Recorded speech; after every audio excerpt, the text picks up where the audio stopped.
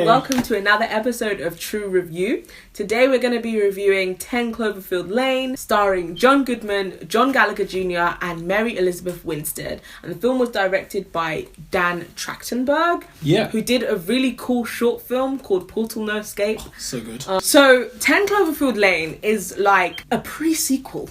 Wait, what? Like a prequel and a sequel. All in the same time. All in the same thing, because you don't actually know when this film is happening in conjunction to Cloverfield, the first movie that was made. So it goes along the same concept of the original Cloverfield film, which is that there were these alien attacks and we don't get to see the alien. This film, interestingly, is like the human experience of Cloverfield. So the first movie, we saw the reaction to the alien attack and everyone running around. It was very manic and whatever. This film was more about how humans would interact with each other when this attack actually went down, or before it, as it was starting to go down. And what I loved was that the tagline for the film was that monsters come in many forms. And it really, really did. It was a very, very good thriller. It really did explain that tagline so well in the movie. So this movie follows Michelle, played by Mary Winstead, and she's basically driving along. She's recently run away from her fiance or husband. And she's just trying to get out of town, basically. In amongst this drive, she's hit off the road by another van. She wakes up conscious in like a dungeon room, locked to the wall. And her captor is Howard, who's played by John Goodman. And the film really just starts from there. It's amazing because, without giving too much away, I think you get this from the trailers as well, so it's not really a spoiler. You're not actually sure if John Goodman's character is crazy or not. It was portrayed very well because he was such a menacing character, and there was something just so sinister about everything that he did that really helped the movie have so many twists and turns, while, it's set in one small underground locker. So there are about 3 different rooms in the entire film, which was fantastic. And they managed to really get a sense of multiple dynamics to each character within that small space, which I think is very, very difficult in a film.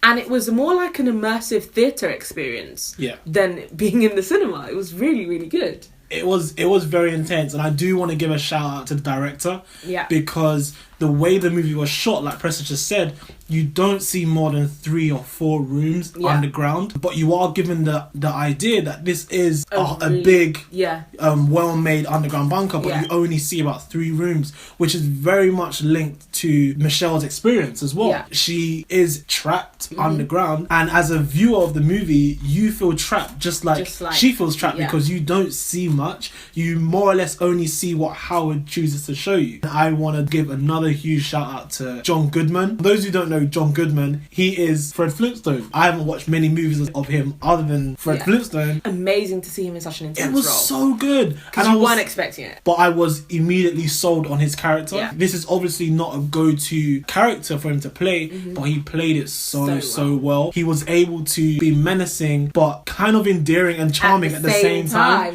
Which really left me on edge. What I really, really loved about this film is that in most thrillers, you get people doing really stupid shit. Put my hand into where I can't see. Let me just light a candle and go down into the basement. Just turn on the light. What I really loved about this film is that it had no really stupid moments.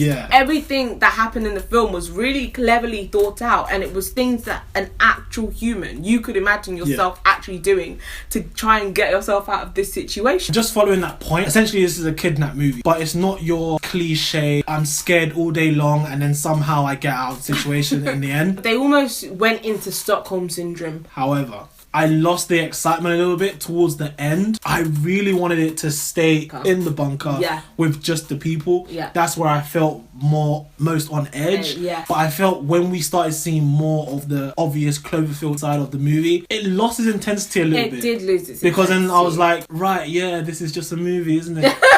But other than that, guys, honestly, I can't say anything else negative about the movie. I left the theatre utterly satisfied. I was very satisfied. I was actually going to miss this film. But then I thought, you know what? I'll give it the benefit of the doubt. And I'm so happy that I did. Such a good movie. Honestly, if you can catch it while it still is in the cinema, definitely go and watch 100%. It. It's worth the hours. The hours? Jesus. It's worth the hours. How many hours is it? About 2 hours. It's not. It's worth the time. That's what. So if you are a fan of Cloverfield, or if you are a fan of like Alien Come to Earth and Destroy Everything movies, definitely go and watch this. It is very intense. You will not be disappointed, promise. I am going to give this movie B+. The movie was really, really good. Acting was solid. I am going to rate this film a 7.5 out of 10. I really, really enjoyed it. I don't think it was an amazing film. I think there were definitely aspects of it that were amazing. Yeah. But because of the anticlimax at the end, there could have been a few things I would have changed, which I won't go into because it's spoiler free. I would definitely run out and catch this film in the cinema. Yeah, it's definitely worth the watch. It's just advice. We are just two heads on your screen. Just go out there and do what you feel you should do inside. Remember to like, share, subscribe, comment, all that good stuff, and we'll catch you in the next episode. Bye guys! Peace.